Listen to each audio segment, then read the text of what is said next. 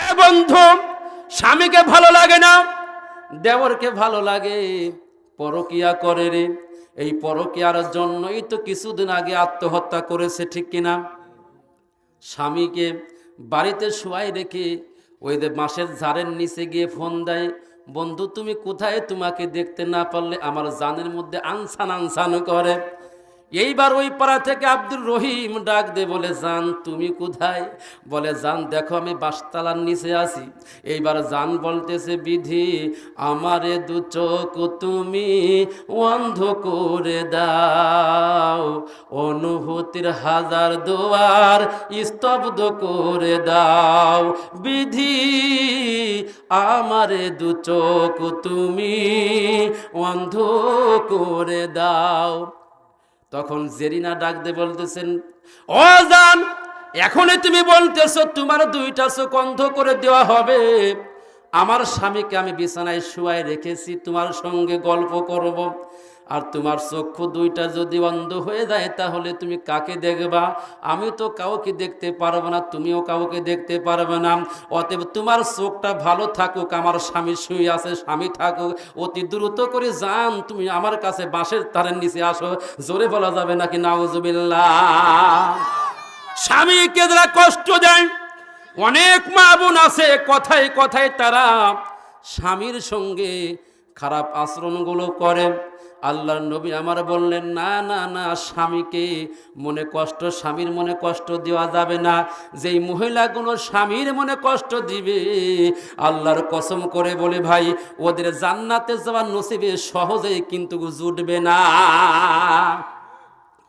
এ বন্ধু, 6 নম্বরে হলো, 6টা কারণের মধ্যে 3 নম্বরে হলো, যেই মহিলাগুলো স্বামীর জন্য বাদ দিয়ে, স্বামীকে বাদ দিয়ে পরকিয়া করি বেড়ায়। 2 নম্বর আর 3 নম্বর প্রায় সেম টু সেম। স্বামীকে বাদ দিয়ে পরকিয়া করে 3 নম্বরে তারা কিন্তু জাহান্নামে যাবে। 4 নম্বরে এই মহিলাগুলো আমাদের সমাজে নাই। 4 নম্বরে এমন মহিলা তারা জাহান্নামে যাবে। জাহান্নামে যাওয়ার যে 6 প্রকারের মহিলা, তার মধ্যে 4 নম্বর, মূর্খরা যখন তাকে পাকড়াও করবে, আবুল তাবুল প্রশ্ন করবে, যেই প্রশ্নের কোনো অ্যান্সার দেওয়া যায় না। একজন ব্যক্তি আমাদেরকে ডাক দিয়ে বলল, বলুন তো দেখি ফিরাউনের নানির নাম কি, কার নাম?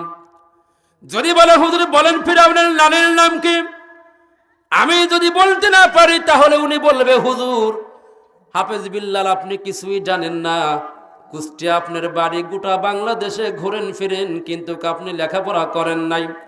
যদি আমি বলি কেন, উনি বলবে, হুজুর আপনি ফিরাউনের নানির নাম আপনার মুখস্থ নাই, তার মানে আপনার মধ্যে কোনো জ্ঞান নাই। আছে নাকি এরকম লোক?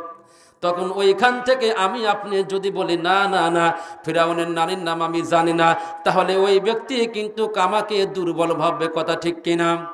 এইরকম মূর্খ মার্কা প্রশ্ন যারা করবে, তাদের কাছ থেকে দূরে সরে আসতে হবে।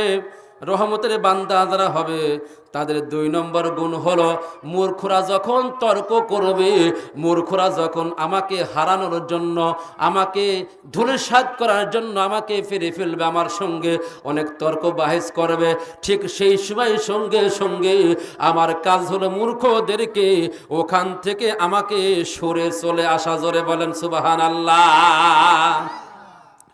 রহমতের বান্দা আল্লাহর নৈকট্য হাসিল করবে। এই রহমতের বান্দার 3 নম্বর গুণ হলো, ওই ব্যক্তিগুলো রহমতের বান্দা যারা হবে, তারা একমাত্র আল্লাহ রাব্বুল আলামিনের ইবাদত বন্দেগী করবে। জোরে বলেন সুবহানাল্লাহ। শিরক করবে না, বিদআত করবে না, কোন মাজারে গিয়ে সিজদা করবে না, মাজারে গিয়ে ভণ্ডদের মাজারে গিয়ে সিজদা করবে আর বলবে হুকুম দিরে বাবা টান মারি। এমন করে যখন কথাগুলো বলবে, আবার ডাক দিয়ে বলবে, এই যে একটা নেতে যেমন তেমন, 2টা নেতে মজা, 3টা নেতে উজির নাজির, 4টা নেতে রাজা। জোরে বলেন ঠিক কিনা? বন্ধুরা আমার, ভাইরা আমার, ওই মানুষগুলো যখন এমন করে আল্লাহকে ভুলে যাবে, আল্লাহর কোরআনকে ভুলে যাবে, আল্লাহ তাআলা রব্বুল আলামিন ডাক দিয়ে বলে, বান্দারে আমাকে তুই ভুলে গেলে, আমার রহমতের বান্দারা 12 প্রকার গুণ তাদের মধ্যে থাকবে, আজকে তোর মধ্যে একটা গুণও নাই। আমি আল্লাহ বলে দিলাম, ওয়াসিকাল্লাযীনা তাকাউ রাব্বাহুম ইলা জাহান্নামা যুমারা। কিয়ামতের দিন, ওই দিনকে তাদেরকে ধাক্কাইতে ধাক্কাইতে তখন জাহান্নামের দিকে নিয়ে চলে যাওয়া হবে। এ প্রিয় ভাইরা, ও প্রিয় কুষ্টিয়াবাসীরা, এই জন্য আল্লাহর কোরআন মানতে হবে। আল্লাহর কোরআন ডাক দিয়ে বললেন, এই 12টা গুণ যাদের মধ্যে আছে তারা হলো আল্লাহর রহমতের বান্দা। এই 12টা গুণের মধ্যে নাম্বার 4, নাম্বার 4 নাম্বার হলো যেই ব্যক্তিগুলো জাহান্নামের ভয়ে, জাহান্নামের শাস্তি দেখে, জাহান্নামের শাস্তির ভয়ে আমার আল্লাহর কাছে প্রার্থনা করবে, ওই মানুষগুলো আমার আল্লাহ রব্বুল আলামিনকেই পেয়ে যাবে। জোরে বলেন সুবহানাল্লাহ। তাহলে চাইতে হবে কার কাছে? না খাদা বাবার কাছে? বাবা তোমার দরবারে সব পাগলের মেলা, হরেক রকম পাগল দিয়ে, হরেক রকম পাগল দিয়ে বসাইছে মেলা। বাবা তোমার দরবারে সব পাগলের মেলা। টুডুং টুডুং আছে না, টুডুং টুডুং লালন সার গান। হ্যাঁ, এই লালন সার গান যখন বলে রে পাগলা, মানে হুকুম দে টান মারি, হুকুম ধরে টান মারি, এই কথা যখন বলে মানুষগুলোর কিন্তু মাথা ঠিক থাকে না। ওই মানুষগুলো আল্লাহ রব্বুল আলামিনকে ভুলে যায়। জোরে কোন ঠিক কিনা? ওই মানুষগুলো আল্লাহকে ভুলে যায়। আল্লাহকে বলে মাদারকে সিজদা করে, মাদারের পাশে সিজদাই পড়ে দেয়, বাবার কাছে সন্তান চায়। আল্লাহ বলল, না না না বান্দার শোনো, এই দুনিয়ার বুকে সন্তান দেওয়ার মালিক আমার আল্লাহ। আল্লাহ বললেন, সন্তান দেওয়ার মালিক হলাম আমি আল্লাহ।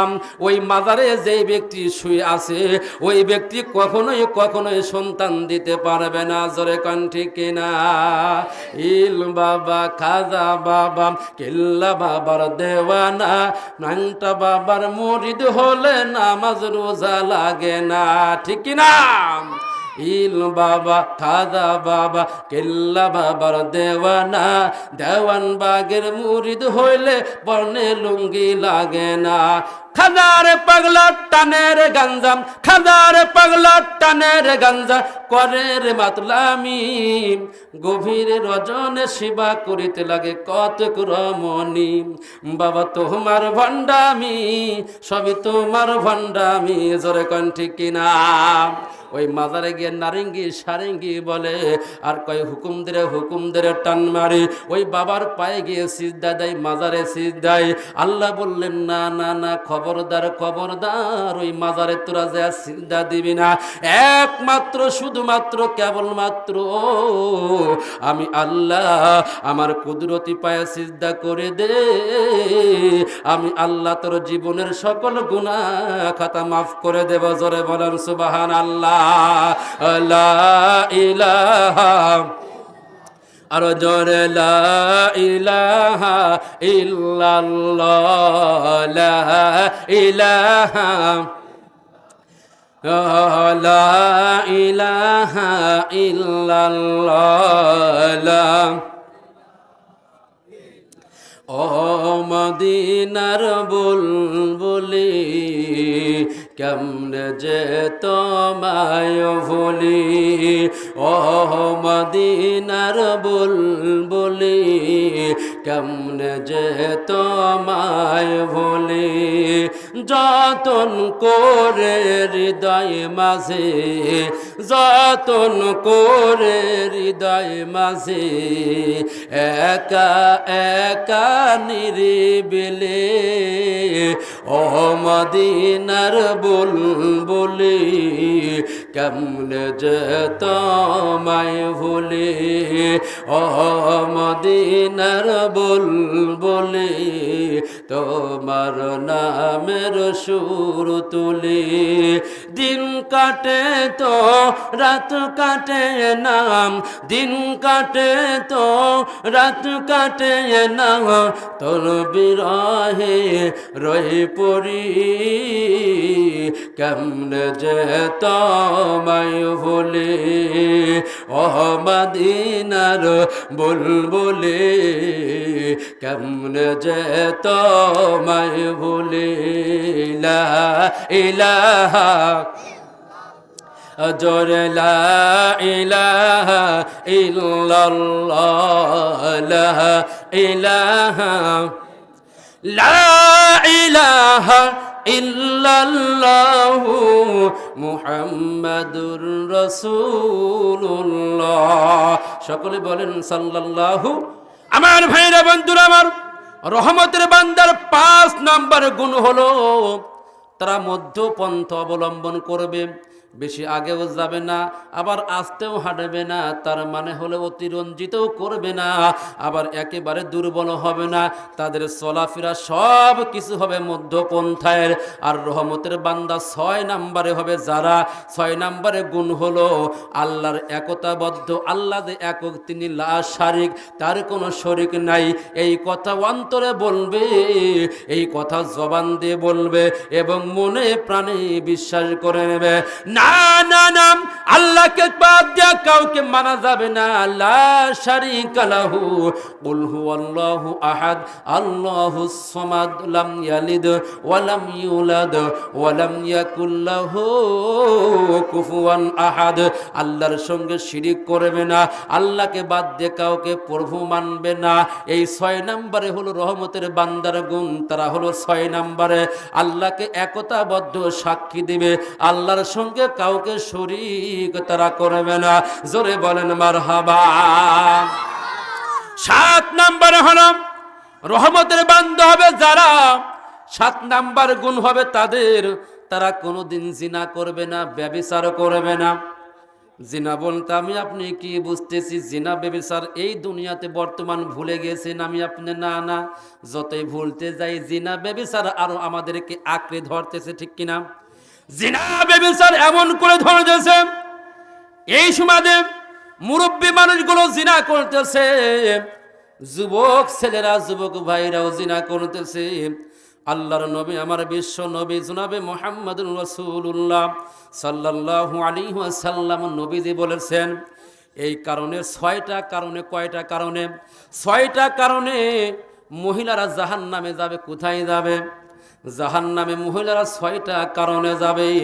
এর মধ্যে 1 নাম্বার কারণ হলো যার মাথার চুল দেখা যায় ওই ব্যক্তি জাহান্নামে যাবে। বুঝতে পারছেন? রাইট তো বললেন, বাড়িদা দেখেন আর বেটার বউ চুল কোনে বিক্রি করে।